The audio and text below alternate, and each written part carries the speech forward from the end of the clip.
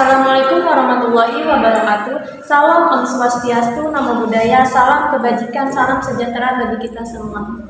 Yang saya hormati Bapak Febrian Alwan Bahrudin, SPD MPD, dan Ibu Ria Erika Salti, SIP MSI, serta teman-teman semua yang saya banggakan. Perkenalkan, saya Tia Monika dengan NIM 2286230036, Program Studi Pendidikan Pancasila dan Kewarganegaraan Universitas Sultan Ageng Tirtayasa Angkatan 2023. Nah, pada kesempatan kali ini, saya akan mempresentasikan proposal penelitian kelompok kami yang berjudul Akuntabilitas dan Transparansi Kebijakan Publik, Studi Kasus Kinerja Gubernur Banten periode 2024 sampai 2029. Pembahasan pertama yaitu bab 1 pendahuluan yang membahas mengenai latar belakang. Kalau bicara tentang pemerintahan yang baik, tentu tidak lepas dari dua hal penting, yaitu akuntabilitas dan transparansi. Keduanya jadi dasar utama dalam menciptakan pemerintahan yang terbuka, bersih, dan bisa dipercaya masyarakat. Akuntabilitas dan transparansi merupakan dua hal yang menjadi fondasi utama dalam mewujudkan pemerintahan yang baik atau yang biasa kita kenal dengan istilah good governance. Pemerintah sebagai pengelola kebijakan publik memiliki kewajiban untuk bersikap terbuka dan dapat dipertanggungjawabkan kepada masyarakat. Dalam konteks Provinsi Banten, periode kepemimpinan 2024 sampai 2029 menjadi momen yang penting karena dihadapkan pada berbagai tantangan seperti peningkatan kualitas pendidikan, kesehatan, serta pengelolaan sumber daya publik. Oleh karena itu, penelitian ini kami angkat untuk melihat sejauh mana prinsip akuntabilitas dan transparansi diterapkan oleh pemerintah Provinsi Banten, khususnya dalam kinerja gubernur selama masa jabatan tersebut. Selanjutnya, identifikasi masalah. Nah, dari hasil pengamatan awal kami menemukan beberapa permasalahan yang menjadi perhatian, yaitu yang pertama, belum adanya publikasi menyeluruh mengenai alokasi anggaran, indikator keberhasilan, serta evaluasi capaian dari setiap program. Yang kedua, mekanisme pelaporan dan pertanggungjawaban publik atas hasil pelaksanaan program unggulan masih kurang jelas. Yang ketiga, kurangnya keterlibatan publik dalam proses perencanaan, pelaksanaan, dan pengawasan kebijakan daerah. Dan yang keempat, pengambilan kebijakan seringkali tidak sepenuhnya mencerminkan kepentingan masyarakat luas. Berdasarkan identifikasi tersebut, kami merumuskan 4 rumusan masalah, yaitu yang pertama, bagaimana implementasi akuntabilitas dalam kebijakan publik yang diterapkan oleh Gubernur Banten periode 2024 sampai 2029. Kedua, bagaimana tingkat transparansi kebijakan publik yang diterapkan oleh Gubernur Banten periode 2024 sampai 2029. Ketiga, faktor-faktor apa saja yang mempengaruhi akuntabilitas dan transparansi kebijakan publik di Provinsi Banten pada periode 2024. Dan yang keempat, bagaimana dampak akuntabilitas dan transparansi kebijakan publik terhadap kinerja pembangunan dan kepercayaan masyarakat di Provinsi Banten. Tujuan dari penelitian ini adalah untuk menganalisis implementasi akuntabilitas dalam kebijakan publik yang diterapkan oleh Gubernur Banten periode 2024 sampai 2029. Yang kedua, mengukur tingkat transparansi kebijakan publik yang diterapkan oleh Gubernur Banten periode 2024 sampai 2029. Ketiga, mengidentifikasi faktor-faktor yang mempengaruhi akuntabilitas dan transparansi kebijakan publik di Provinsi Banten pada periode 2024 sampai 2029. Dan yang keempat, menganalisis akuntabilitas dan transparansi kebijakan publik terhadap kinerja pembangunan dan kepercayaan masyarakat di Provinsi Banten. Selanjutnya, manfaat penelitian.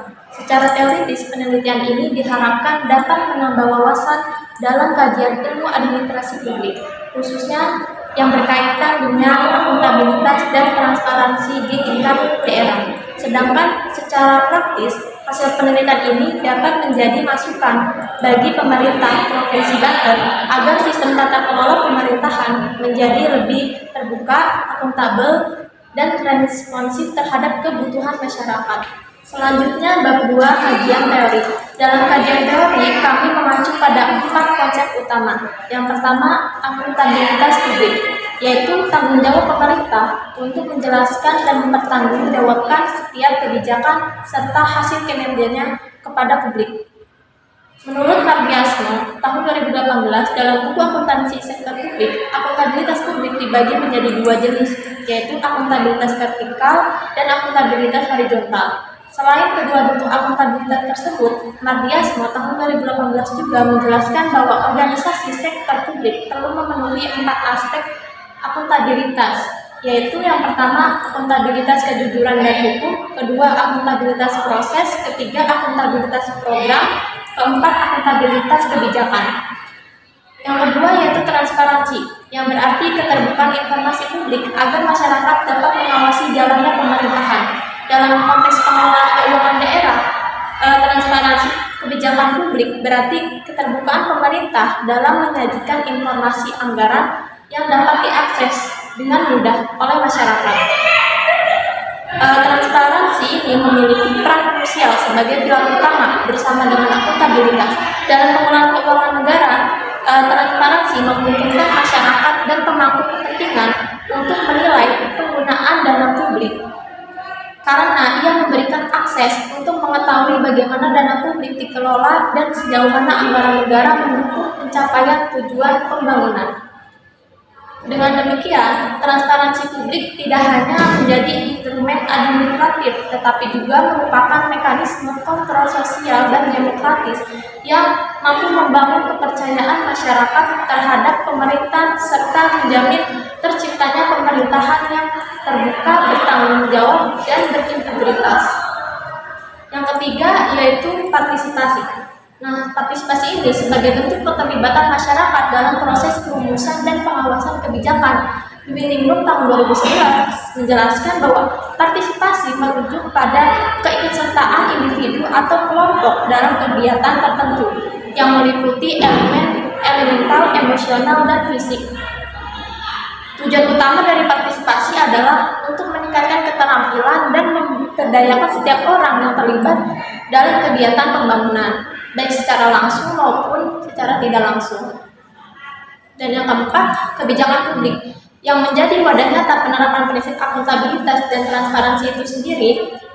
Menurut Irfan Islami tahun 2000, dalam Dewi tahun 2022, kebijakan publik didefinisikan sebagai serangkaian langkah yang telah diputuskan dan digerakkan atau tidak oleh pemerintah dengan tujuan tertentu yang terfokuskan dengan tujuan untuk melayani kepentingan semua komunitas. Kebijakan publik juga dapat dikatakan sebagai kumpulan keputusan yang saling terkait yang dibuat oleh perwakilan dan lembaga pemerintah. Keberhasilan pelaksanaan kebijakan publik memerlukan partisipasi dan keterlibatan berbagai stakeholder secara demokratis.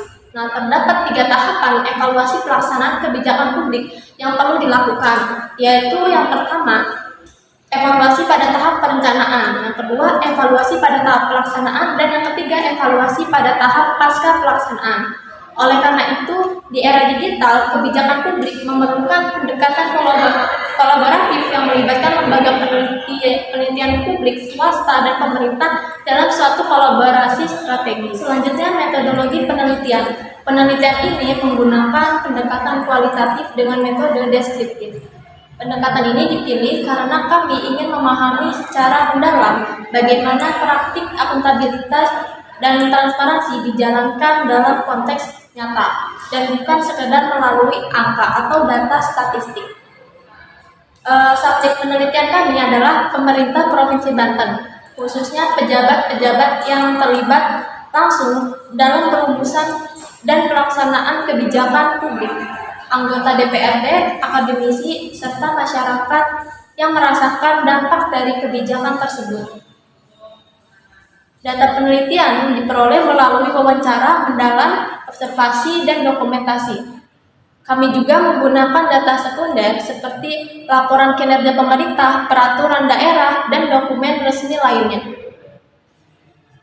Dalam menganalisis data, kami menggunakan model Miles dan Haberman yang terdiri dari 3 tahap utama, yaitu reduksi data, penyajian data, dan penarikan kesimpulan.